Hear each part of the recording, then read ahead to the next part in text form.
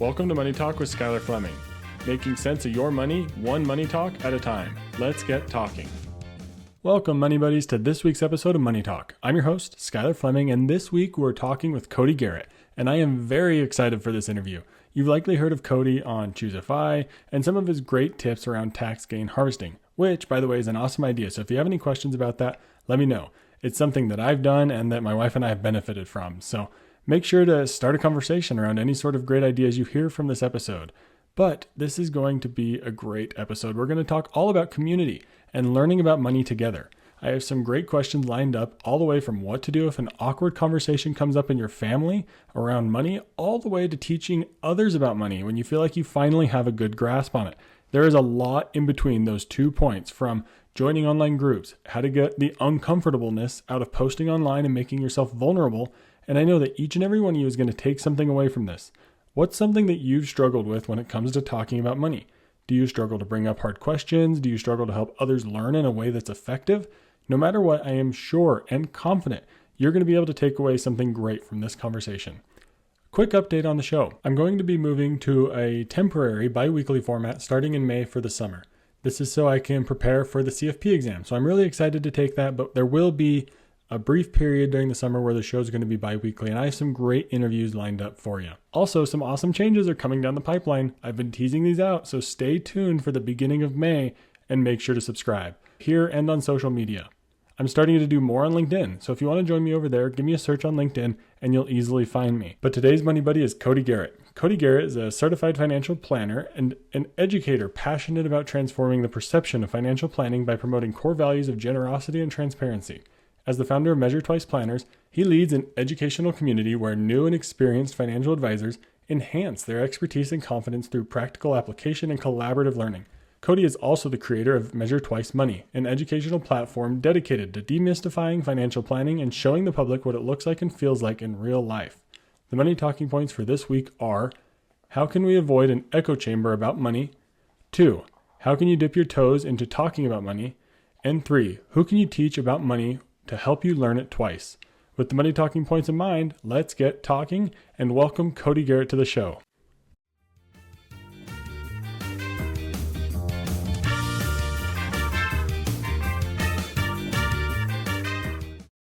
Welcome to today's interview on Money Talk with Skylar Fleming. Joining me today, I have Cody Garrett, and I'm excited for this interview. I've heard Cody on a couple different podcasts. You've likely heard him on Choose FI if you listen to that podcast, but I'm excited to finally have him on my show. And I always kind of joke around that a podcast is kind of a selfish endeavor to be able to talk to the people you want to about money. So it's really fun. We're going to talk today about talking about money. So I'm excited to get into this. But Cody, could you introduce yourself for everyone?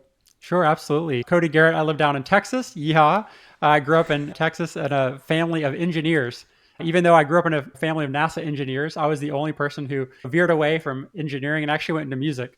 I got a music degree, ironically, in music theory, which is a science or engineering of music.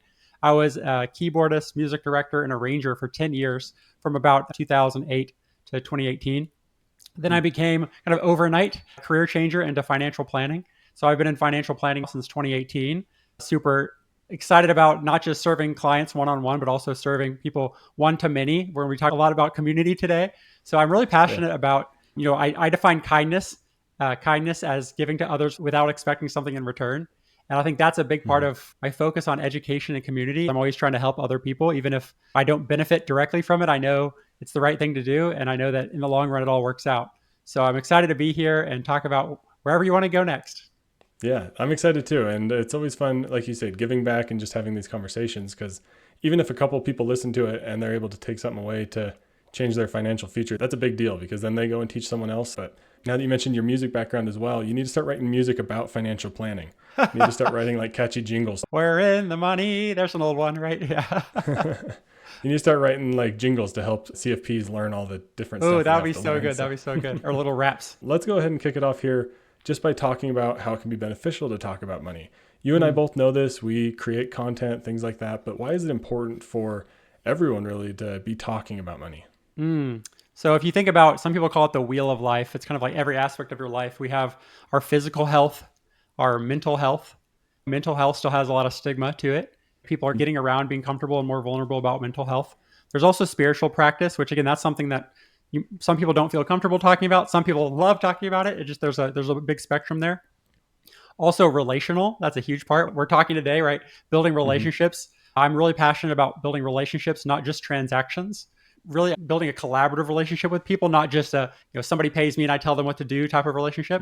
We have physical, mental, spiritual, relational, and finally financial wellness. And everybody knows that finances is important. It touches every part of your life. I always say that every movement of money involves a consequence or an opportunity cost. The big thing about the importance of talking about money is that money is a magnifier. Sometimes we have these limited beliefs about what having money means and what not having a lot of money means. But I believe that money is a magnifying glass. It has the potential to make you more of who you already are.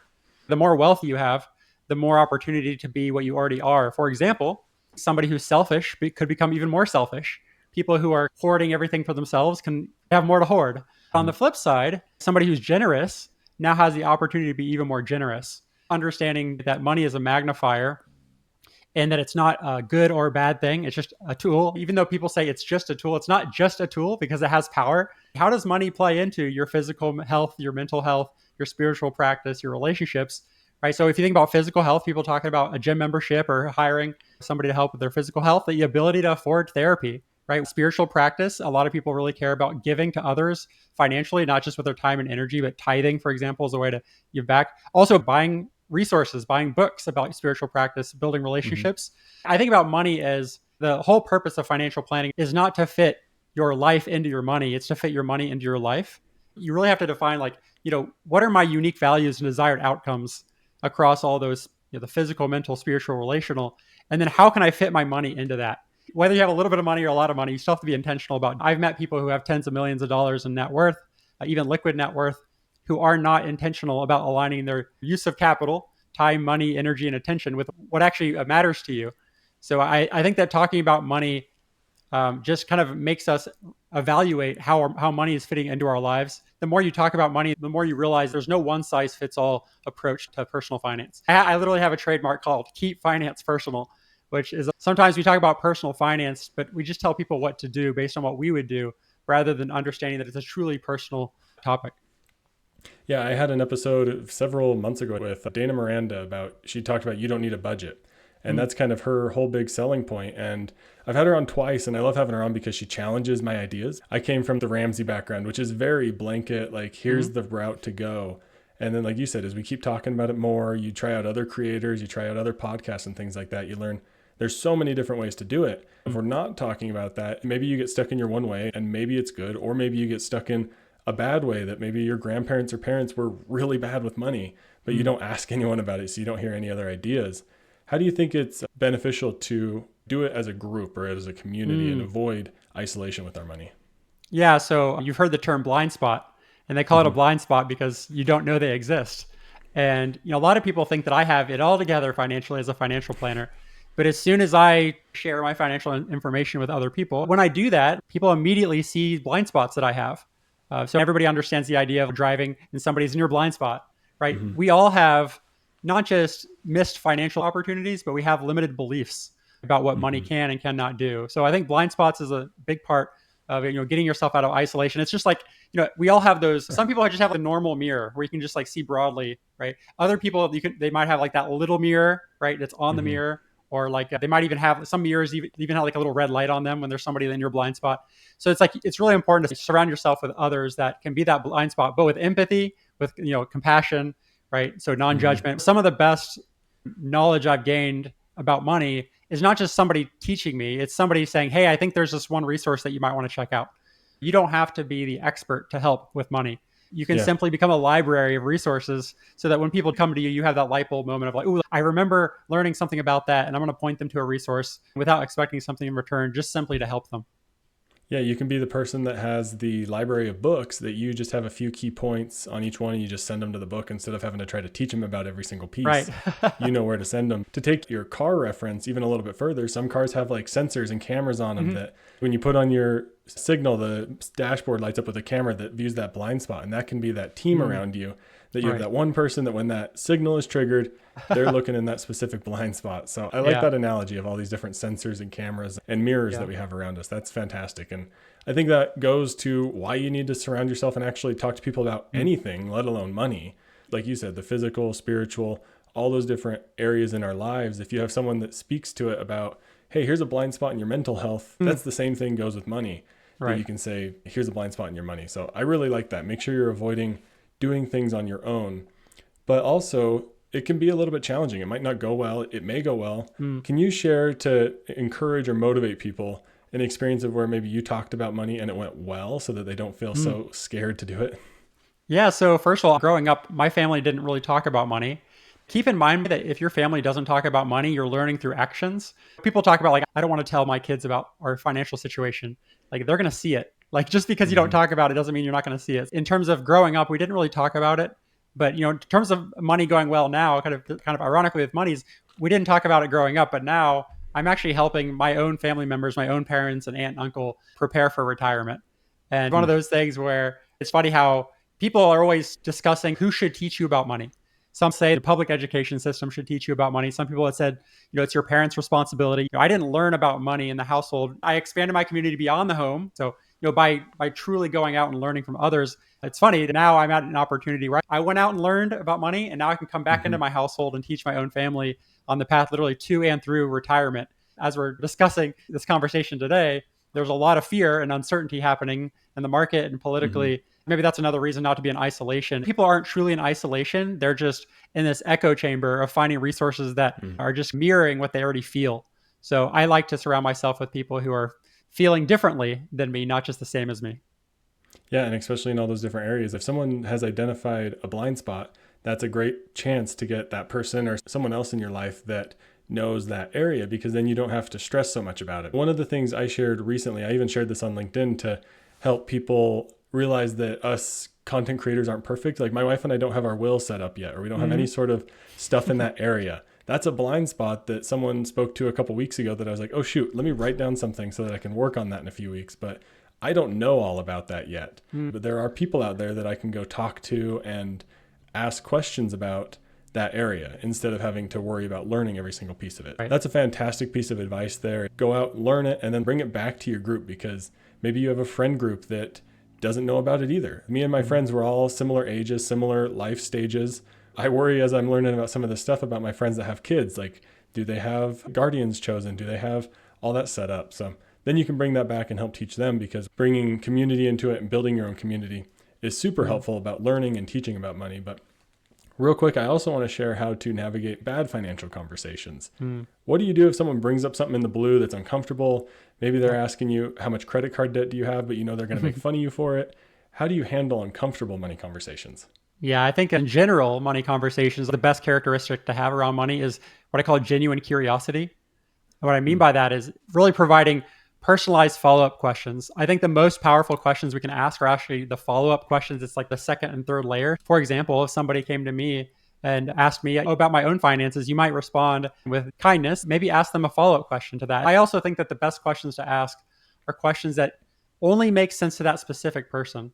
I found that a lot of people, when they talk about money or ask questions about money, they ask very general questions because they might have a general audience. But I find that if you're genuinely curious, if you just ask about them, right, you might see this thing, it's like, people over profit, right? I always say when you're hiring a financial advisor, a financial planner, only hire somebody who asks about your family before they ask about your finances. If somebody were to come to me and ask a question, I would create space to learn more about them as a person. And then as we talked about, fit their money into even the money conversation into their life conversation. Leading with that genuine curiosity really helps. But also there's a discomfort in people asking you questions you don't know the answer to. And I think that imposter syndrome, right? That feeling of like, oh my gosh, they asked me a question, especially if you're in a place of expertise where you feel like I should know the answer to this. The best way to get out of that feeling is to just ask them a question. And again, not as a manipulative technique, but simply with a genuine curiosity. So I just find that anytime you feel uncomfortable in money conversations or somebody brings something up to you out of the blue, take a breath and ask something uniquely personal about them. And then what I like about that, it's called motivational interviewing. There's a kind of a side of psychology that the more you ask questions to other people, somebody might come to me for advice and I ask them a follow-up question, and by them being asked a question they've never asked themselves before, their response to that question is often the advice I would give them. So if you can get people to come up with their own advice and then just kind of confirm that, they're a lot less likely not just to accept that advice, but also implement it because it feels like they came up with the idea, not me. Yeah, that's a great technique my wife has used in the medical field is help like ask them questions that lead them to the answer. That way they're more comfortable with it. So that's a fantastic tip, especially if you have one of your friends or family members is in a tough financial situation, but you don't want to be the person that comes in and says, here's what you need to do. Instead, you can ask questions like, did you know you can avoid credit card interest? And then that brings up their curiosity too of like, how do I do that? Because honestly, the numbers don't matter as much as you think. Right. As much as you want to text your friends, what's your guys' net worth? That's a like pointless conversation. It doesn't really matter. It's not going to get you anywhere good. But sharing those general principles and techniques are going to be beneficial. So I love that point of coming at it with that curiosity. But let's move to talking about community. This is a big part of what both of us do. And both of us have separate communities. Every podcast has a separate community. There's so many all over the place. How do you even bother choosing one, or why do you even bother joining one in the first place when there's already so many you feel like you have to be a part of? Yeah, I think that sometimes people feel pressure to be a part of a community where you're like, I'm not going to join this community. It's kind of like joining a tribe. Like everybody in the tribe has their skills. First of all, like join a community where you can be a passive observer first. Anytime I found a new group, you're not going to know if it's the right group for you immediately. Like something that takes time. You're creating content and consuming content both takes time, and you have to be patient. So, in terms of knowing which ones to join or considering joining communities, keep in mind that the whole purpose of this is to not kind of turn off the idea of like joining a group to get personalized advice. The reason I join a group is for education, support, and encouragement. I'm not going there for personalized advice, especially not any rules or judgment-based advice. And that's another thing. When we think about community, this one-on-one versus one-to-many community is an opportunity to learn from lots of different people. Whereas, as you know, there's a lot of financial influencers, usually net positive.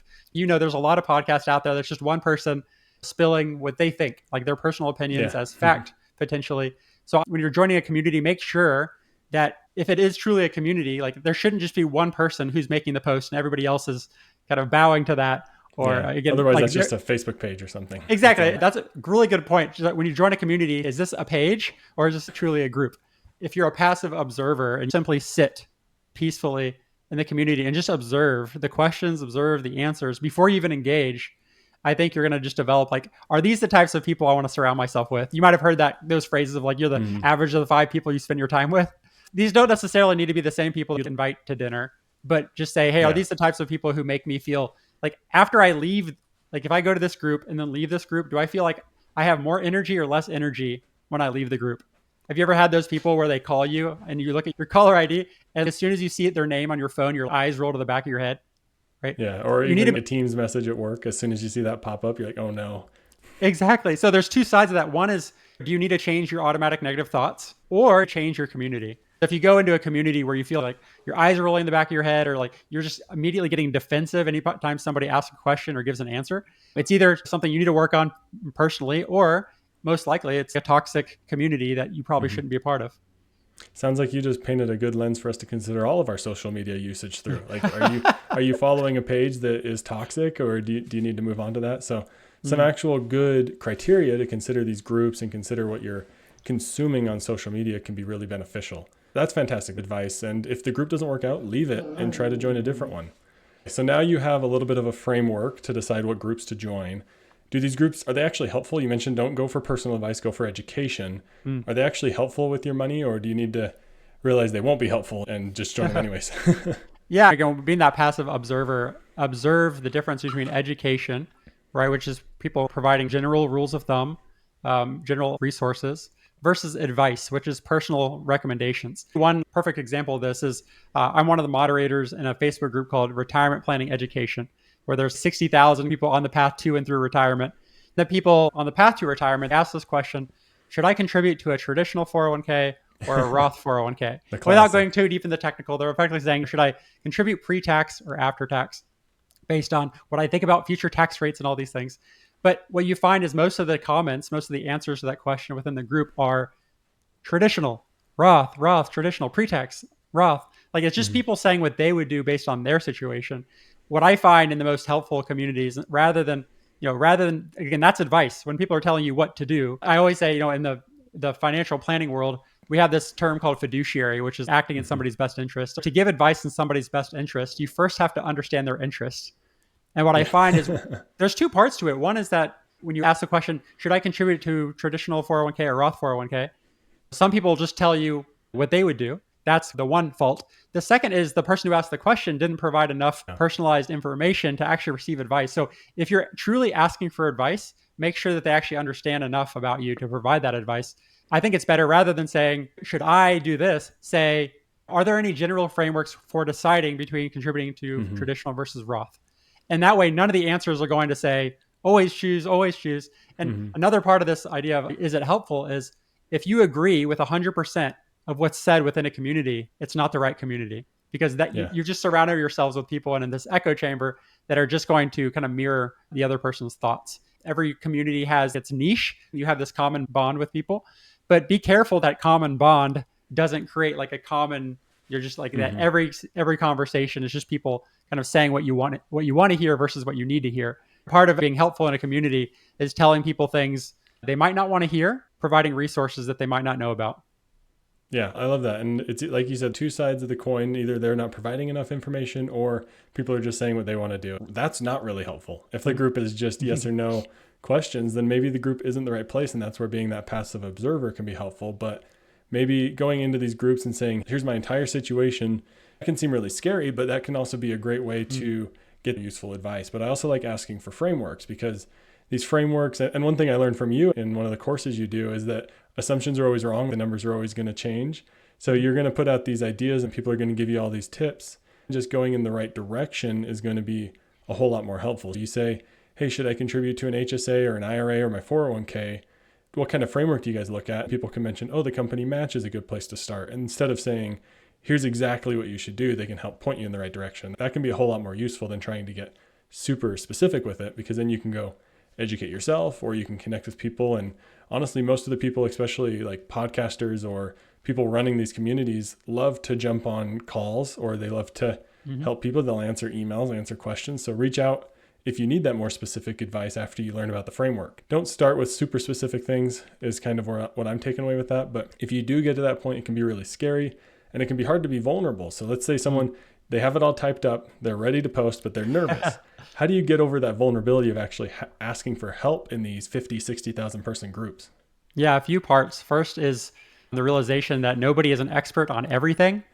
Just like you don't know something in the group, somebody else in the group knows something that you know, whether it's about money or other things. I always say, if somebody feels like they know it all, walk into a library. The more you learn, the more you realize you don't know. So I think a part of that's actually just simply humility, that if you feel vulnerable asking for help, maybe you feel like you should be an expert right now. And maybe you need that humility to say, hey, like, I'm actually here to learn, not just do. You hear these people who, let's say somebody's talking and you're not really listening to them, you're just waiting to respond. That often happens in these groups too, where people ask a question more as a way to tell people their ideas.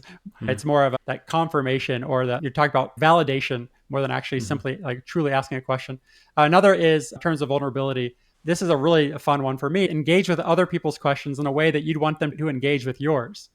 If you go into a community and the first time you engage is by asking a vulnerable question, that's scary.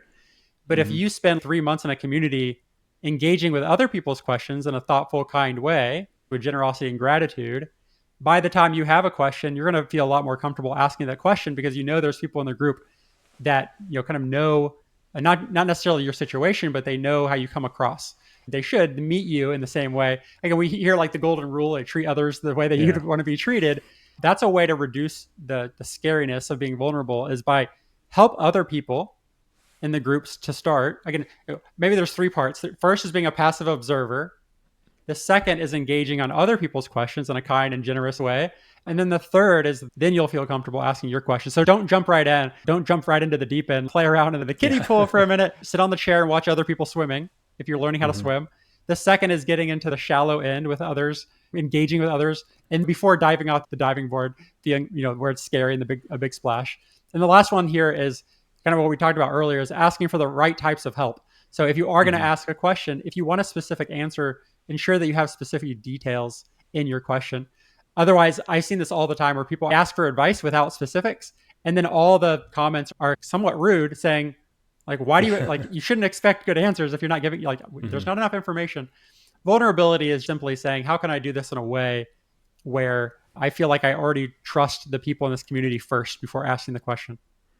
Yeah, and you used a similar framework that I've taught people before, like when they're scared to bring up that money conversation, like if you're scared to bring it up to a family or friend, one of the things that I've mentioned to try out is maybe ask a question that's not your exact situation, just to learn how they respond to you about money. I have a friend with this question. Asking for a friend, then you ask your specific thing. No, like if maybe you saw a fun post on Reddit or Facebook that is someone else's situation that you could have a quick discussion about. You could learn if your friend or family member is super judgmental about money and you don't want to ask them any more questions. Or maybe you learn that they are deep into financial stuff and they know everything, or at least it seems like it. Then you know that they're a good person to ask questions about. So it's the same sort of framework of tiptoe into it. Don't just go straight to the pool and jump off the deepest, tallest diving board, because you're probably going to get hurt, or people aren't going to answer the question. They're all going to look like you, like, who's that person? What's up with them? You're going to get that new member tag at the top. You're going to go in with a belly flop rather than a pencil, whatever you meant to do. Yeah. So be careful, tiptoe into it and try out the different sections. That's a fantastic way for people to get started in these groups that can tend to be overwhelming and maybe a little bit scary at first. But let's say you're now moving into the person that you know about money. You've spent maybe years learning about it. You've took a couple different courses, and maybe you're ready to teach your family, your friends, or others around you. Like, this is something that I do. I'll set up presentations at the library to get a couple people there, and then I can teach them about what I know. I answer their questions, and those are really fun. But when you get to that point, it can be really awesome. What kind of value do you see in teaching people in group settings? Yeah, I find that the phrase I use is, when you teach, you learn twice. So I find that, imagine if somebody were to tell you, hey, you're going to make a presentation at the library next week on this topic. Your first step isn't, going to the library to do the presentation. The first step is making sure you tighten your own knowledge first. So I find that the value of teaching others doesn't start with the teaching. It's the preparation for the teaching. Mm-hmm. So again, if you're an opportunity to teach, I think that imposter syndrome that people feel of like, oh my gosh, I'm not good enough to make this presentation. That's actually really helpful, because I say that imposter syndrome shows up when you become a humble expert, right? You're in a place of expertise where people are coming to the library to hear you speak. Right? You're in a place of expertise within the group. But also there's a humility about it, where the reason you feel this tension is because this is important, right? I always say imposter syndrome is only showing up because you're doing something worth doing, something important. So the value of teaching other people is actually kind of tightening your own screws. I say that clarity precedes confidence. A lot of people really want to be confident about money and even their confidence to teach, but you really need that clarity first. Keep in mind, you have to understand, as I tell clients in financial planning, I always say we have to understand where we are before determining where to go and how to get there. That works with financial education, financial advice, but it also works with teaching. That before you feel confident to teach others, you're going to do the work to truly gain clarity on the topic that you're teaching and tighten your own screws of knowledge before you go out, even before setting up that presentation at the library. Yeah, and I think people probably underestimate the amount of time podcasters, YouTubers, these simple little library presentations, the amount of time that goes into actually learning that stuff is way more than the time that you actually sit listening to it. I like that you get to learn twice. So teaching it to others is a great way to solidify your knowledge and make sure you actually know what you're talking about. And then they're going to ask you a question that you have no clue, and it's going to make you feel silly, and you're going to go learn about that. And then you can come back to it. So I think that's kind of a fun point to get to, that you're able to teach others and help others. It's a really awesome place to get to. Just real quick, we got a couple questions here, but we're racing towards the finish line. This has been super fun, Cody. So thanks for coming. If people want to get started with these communities, maybe what are just some quick hit tips of how they can get started with helping others? Yeah. So as I mentioned before, be an engaged member of the community first, rather than trying to be the expert. Provide encouragement, even if you don't know the answer. One way you can get started in the community is, let's say people are asking these questions you don't know the answer to yet. You can simply say, wow, that's such a great question. Thank you for asking that. This is giving me more ideas about my own personal situation. So if somebody asks a question, you don't have to say, oh man, I don't know the answer to that. You can simply say that. Wow, that was a fantastic question. You've made me think more about this. And hopefully I can find my own resources and share them with you in the future. Right. So again, be encouraging, not just an advisor in the group. Lastly, point to other trusted resources, not just your own. One of the best things I can do in a group, especially if you're in an online group, is to tag other people. So somebody asks a question you don't know the answer to, but you're like, I'm pretty sure this other person in the community I've been observing is an expert. You can simply say, hey, great question. I think at blah, blah, blah, might have some helpful resources. And I think that one of the most fulfilling ways to help people is to point to somebody else, right? It's that public gratitude. We all have these basic desires, right? To be, chosen, included, right? Heard and understood. It feels really good to give that public awareness to somebody else. And it also takes the pressure off of us when we can just point to, hey, check out this other person. Yeah. So it's a way to help people with actually like kind of reducing your own anxiety simultaneously. Yeah, it's a way to add a third person into the enjoyment of helping each other. The person gets their answer. Someone else gets the recognition of someone saying, hey, I think this person's more of an expert, because that's fun when people turn to you for advice. But then you also get the enjoyment of being able to help and connect someone. At the library presentation, someone asked me a really random question about their retirement account statement that I didn't quite know the term. And I was like, the company that runs the 401k, they will know. Them. So, yeah, let's go in that direction, because it was just some random term. I was like, I can't believe I've never heard of that one, but I think they made it up. As we're heading towards the finish here, Cody, there's 2 final questions I like to ask everyone. First will be, how can people find you online or connect with you? And then the last one is, what's one thing you wish you knew about community when you were in your early 20s or sooner, as people are getting started with their money? Yeah, great questions all around. There are only a few podcasters who I felt were truly prepared for the conversation, and you're at the top of the list. So I really appreciate you. So the first one, finding me online, is Measure Twice Money. That's actually a YouTube channel as well. I share a free educational video course on how to create a financial plan. I don't have the capacity to serve everybody one-on-one with financial planning or even personalized education, but here's a 5-hour video course sharing my entire process that you might be able to do including with your own family. So the Measure Twice Money YouTube channel, there's a playlist on the YouTube channel where you can actually watch real financial planning meetings, real client meetings with real people, real numbers, real conversations. It's always fun to watch other people have deeper financial conversations and maybe get a glimpse on, what it's like to ask a deeper follow-up question, of me doing that with real life people in real life. So the other place to find me, certainly LinkedIn, X. And then lastly, as I mentioned, the Retirement Planning Education Facebook group. I'm sure you might be able to link some of these things, or just Google Measure Twice Cody on Google and find all those resources. The second question, very thoughtful. What's one thing you wish you knew about community when you were in your early 20s? Keep in mind, if you're thinking about money right now, I didn't know what an IRA was when I was 30 years old. Right? When I was 30, I didn't know the stuff you're learning right now in school and teaching to others. I didn't even start that journey until I was 30. So I felt like I was catching up between 20 and 30. I didn't really learn about finances. The thing that I wish I knew, first of all, your tribe is out there. Just keep in mind that there are so many groups.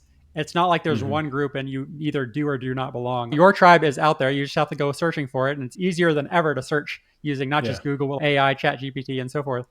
The second is you can go beyond listening to individual influencers. I wish that I knew in my 20s that it wasn't just finding that one person to listen to and read all their books, listen to all their podcasts, but really go beyond individuals and really focus on that there's groups. You can actually learn from a community, not just individuals. And the last thing here is that, as I mentioned before, I wish I knew back then that you're going to make a mistake if you try to find even one person or a group that you feel like you agree with 100% of what they say, right? So that echo chamber thing is real. I think the confirmation bias is something we all struggle with. It's one of our blind spots. If you're anti-debt and you only listen to influencers who are anti-debt, guess what? You're not going to learn about how to leverage debt and maybe responsible ways, quantitative, qualitative. I always say that my job as a financial educator is to provide personalized financial education to make others make their own well-informed decisions. It is to provide enough resources where they have the clarity and confidence to make their own decision. And again, at that point, feel confident that they can actually implement it. There's a difference between education and literacy, right? In the financial space, there's a difference between knowing something and knowing how it applies to your life. So I feel like that's something about community I wish I knew, was that, especially in the financial space, it's not just about learning all the different topics. It's getting to a point where you understand them well enough to put your money into your life. So yeah, I just wish in my 20s I would have been more open to other opinions, understanding there's opportunity cost to every financial decision, and that there are people that think differently from you that are worth spending your time with, like you. Yeah. That's what's so fun about these interviews. I get to bring on people who don't like budgeting. I get to bring on people who don't like debt, people who use debt like crazy and leverage everything. And like there's all these different ways to, like you said, plug money into our life and make it a tool and make it useful for us. But Cody, this whole episode has been jam-packed with great knowledge tips. There's a bunch of different sections that I'm sure people are going to take away from, but thank you for coming on. This has been fantastic. Oh, I really appreciate you inviting me. I'm so glad we're able to talk about money in your life. My wife, Marissa, and I are in the middle of an adoption process, right? And there's financial parts of adoption, but there's also a lot of qualitative fear and anxiety and uncertainty and imposter syndrome. Like anybody who's listening who either has kids or wants to have kids in the future, if you wait until you know it all to start having kids, you're never going to have kids. You're never going to have them. Yeah. Right. So same thing with financial, right? Yeah. If you wait until you know everything about money to start doing money, right, in a healthy way, you're never going to start. So just, again, dip your toe in the water, I guess is the theme of today's conversation. Get swimming. We'll leave it on that mic drop. Thanks, Cody.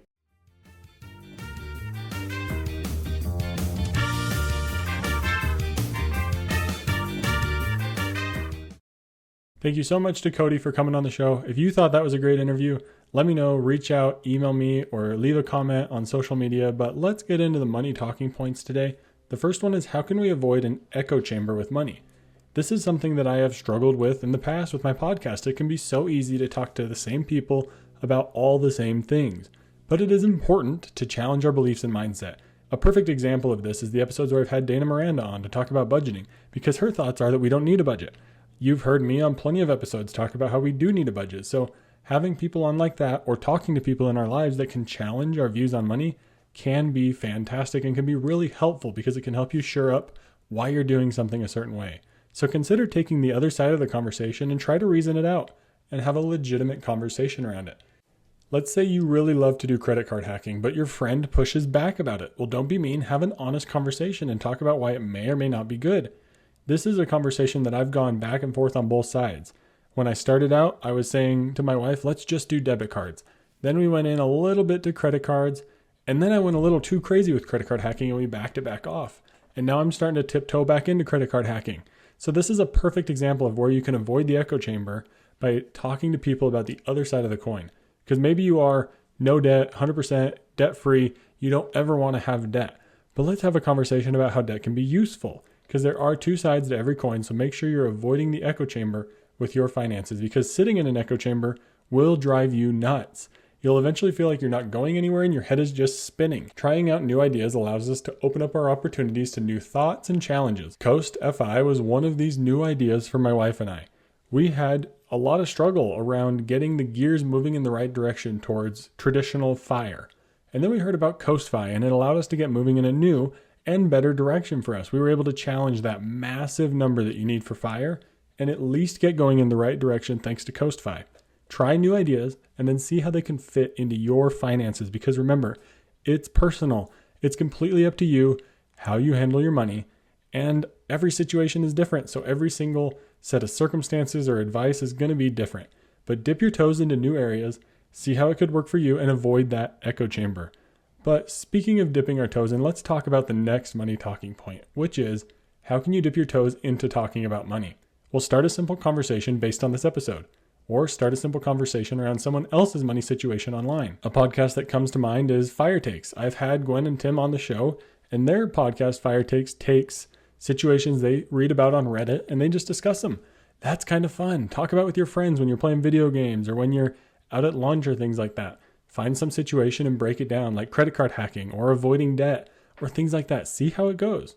If your friends and family are rude about it, then you know your answer about sharing your own financial situation. You may want to avoid it there and find other people to talk about money with, because you don't have to talk about your own situation in order to have good, healthy money talks. You can talk about others' situations and still take good principles and ideas away from the conversation that you can apply to your own situation. So make sure you're dipping your toes in, having small, little, easy conversations around money or easy money talks, and then you can prepare yourself for future situations that you may find yourself in. Maybe you don't find yourself with a pet or a child right now, but that's a financial situation you may have to deal with in the future. Ask your friends or family who are in that situation right now. I did this with one of my friends when he had 2 dogs and we were looking at getting a dog. I was saying, how much do you spend on dog food a month? Just to give an estimate. And that was super helpful for my wife and I to figure out a good monthly budget amount for our puppy that we have now. You can learn from other situations that you may end up in. So it's a great idea to start money talks, dip into those slowly and get them going now. Start small. Same thing as the idea from a couple episodes ago with Eric Brotman, where we talked about starting small with investing. Same goes when it comes to talking about money. You can't go from 0 to 100% talking about money Try going from 0 to 1% to 2%. Wade into it one step at a time. Keep it simple and keep it easy. But the next money talking point is, who can you teach about money to help you learn it twice? This was an idea that Cody shared that I really latched onto, because teaching people about money has helped me solidify my views and my opinions and my thoughts and all that I know about money, because I'm sitting here teaching it to all of you, my fellow money buddies. So who can you teach? You can teach friends, family, fellow money buddies in this community or in other communities. Everybody needs to know about money because it impacts every single area of our lives. And I have a podcast episode coming up in a couple weeks where we talk about all of those different areas that it can touch and how we're not taught about it. It's coming up soon, so make sure to subscribe. Use that episode to talk to your friends and family about all the different areas that money can touch, because we all need to know about it. There's a lot of value in teaching money. And like I was telling Cody, I get to go and do the research on some of these topics and bring it on here to present to you. And that helps me understand it. And I put even more effort into my research and learning, so I make sure I know what I'm talking about. And then I get to rehash it and learn it again when I'm talking about it with others. It's fantastic. It's so much fun to present these topics to you at libraries, things like that. You can start with this episode. Go teach someone about how it's important to talk about money, and you'll find it's going to stick a whole lot better for you since you've taught it to someone else. Or take any one of my episodes and go teach about that topic to your family, friends, or a fellow money buddy. But that does it for the money talking points for this episode. Let's wrap it up with a huge thank you to Cody for coming on this episode. Cody shared a ton of great information, and he shares a lot online, so be sure to follow him and check out his resources. That does it for this great episode. I hope you enjoyed it. I know that I did. We talked about a whole bunch of things today, like staying out of echo chambers, beginning to start online groups, communities, learning how to engage in online groups, and learning how to handle uncomfortable financial situations. There's certainly something for everybody in this episode when it comes to talking and learning about money together. You know what I like to say? We all do better with money when we're talking about it together. So be sure to go out and have a money talk about this episode. But thank you for listening to today's episode. The best way to stay up to date and connected with all things Money Talk is to subscribe to the podcast and sign up for my email list. Head over to moneytalkwithskylarfleming.com and submit your name and email right there on the homepage. You can also use the contact page on my website to send me any questions. And if you're looking to get started with budgeting, I've partnered with My Budget Coach, a platform that connects your budget directly to your coach. And I'd love to work with you over there and help you with your budgeting. The link, of course, is in the show notes. And remember, the best way to learn from today's episode is to go and have a money talk about today's topic with a fellow money buddy. But thank you for listening to this week's episode of Money Talk. I'm your host, Skylar Fleming. Have a great week. Thank you for listening to Money Talk with Skylar Fleming. This show is provided for informational and entertainment purposes and may not be specific to your unique situation. Please be sure to do additional research before making any financial decisions.